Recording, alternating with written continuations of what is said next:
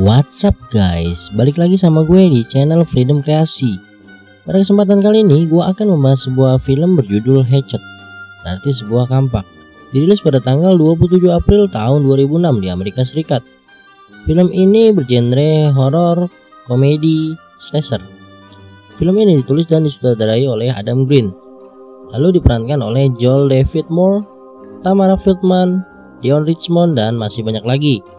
Oke, nggak usah berlama-lama, langsung saja kita masuk ke dalam pembahasan alur cerita filmnya.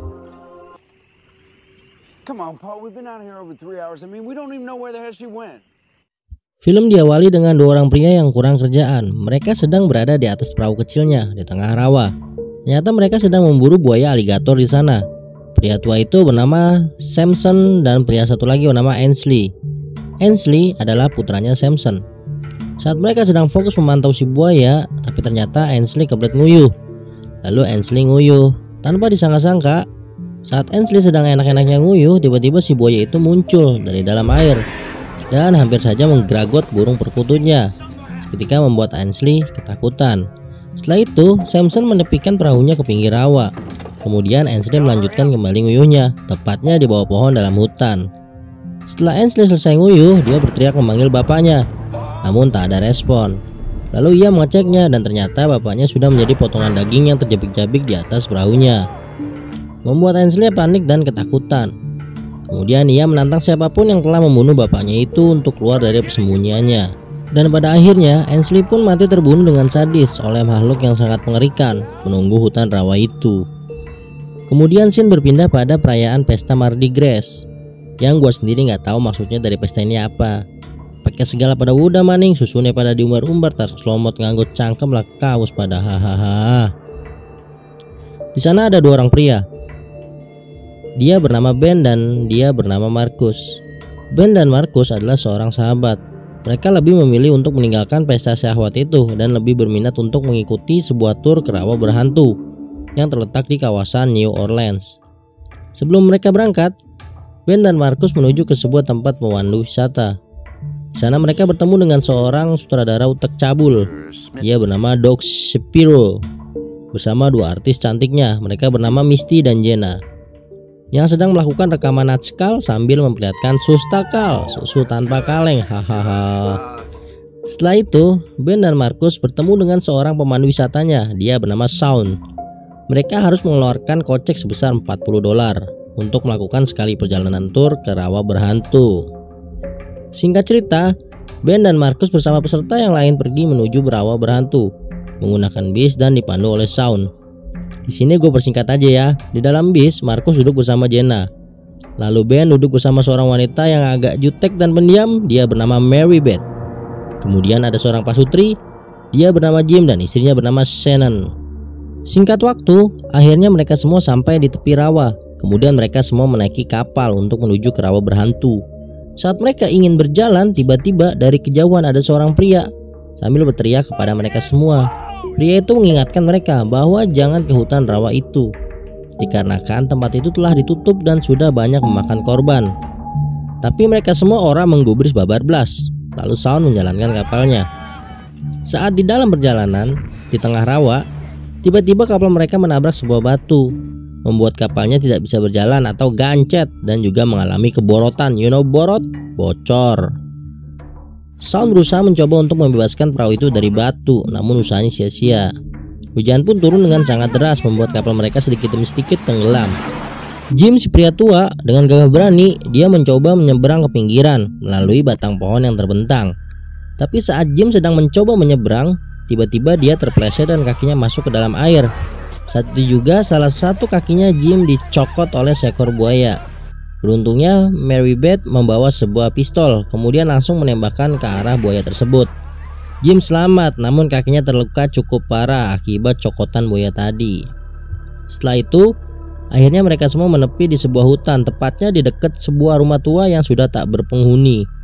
Lalu yang lainnya bertanya kepada Mary Beth, "Mengapa kau membawa pistol?"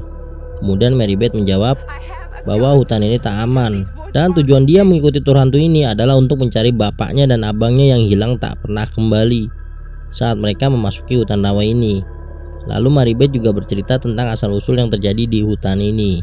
Mary Beth menceritakan bahwa menurut legenda lokal sekitar sini, dulunya ada seseorang anak yang bernama Victor Crowley. Dia terlahir dengan kondisi cacat pada fisiknya, sehingga dianggap mengerikan oleh orang-orang yang melihatnya. Ia dan ayahnya yang bernama Thomas tinggal di tengah hutan rawa itu.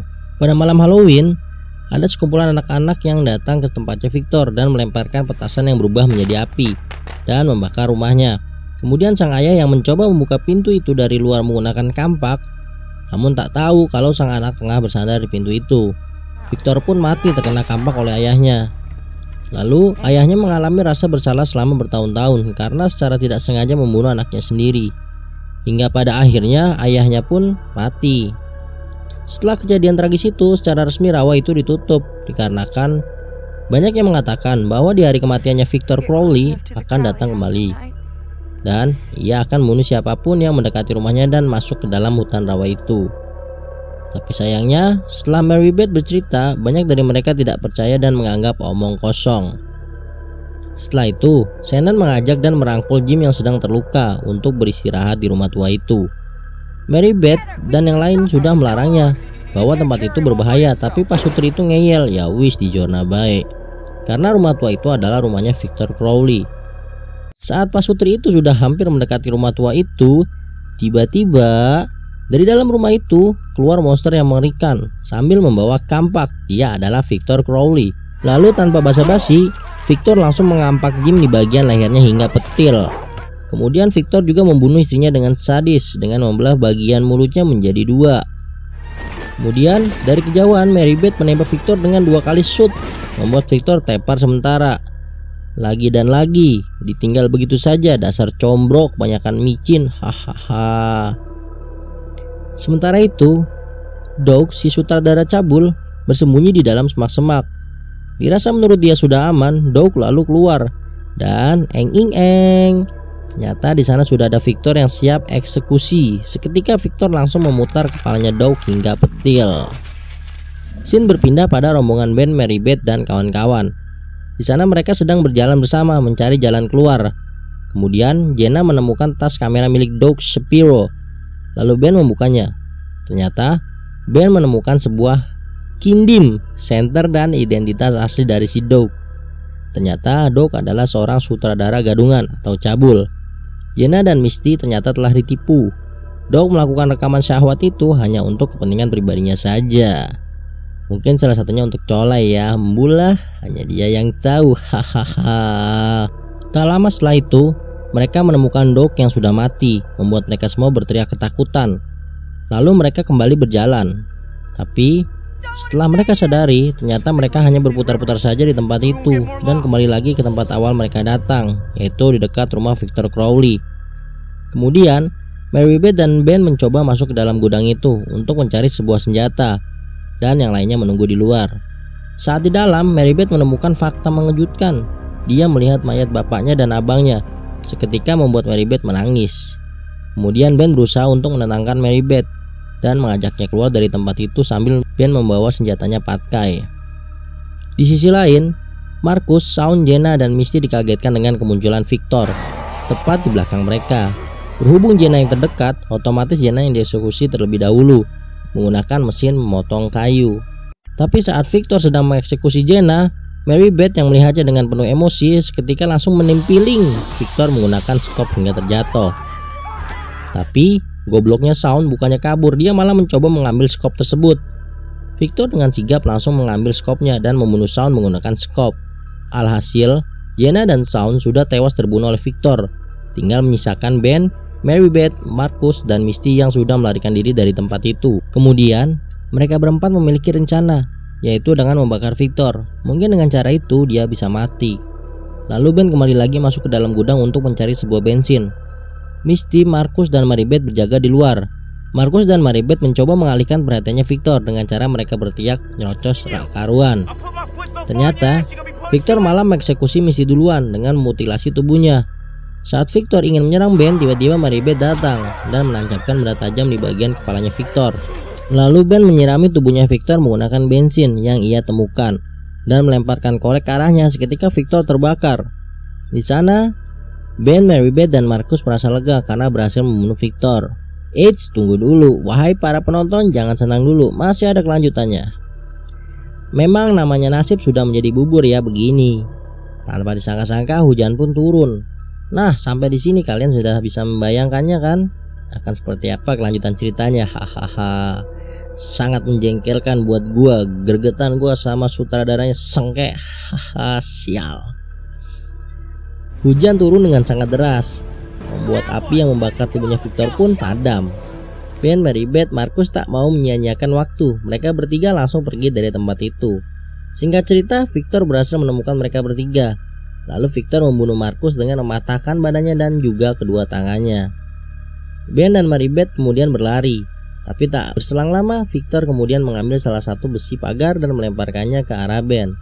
Alhasil, besi itu menancap di salah satu kakinya Ben, seketika membuat Ben tidak bisa berbuat apa-apa. Saat Victor berlari ke arah Ben, lalu Maribeth menyuruh Ben untuk mendorong besinya yang tertancap di kakinya ke arah Victor. Ketika Victor mati tertancap oleh besi di bagian lehernya.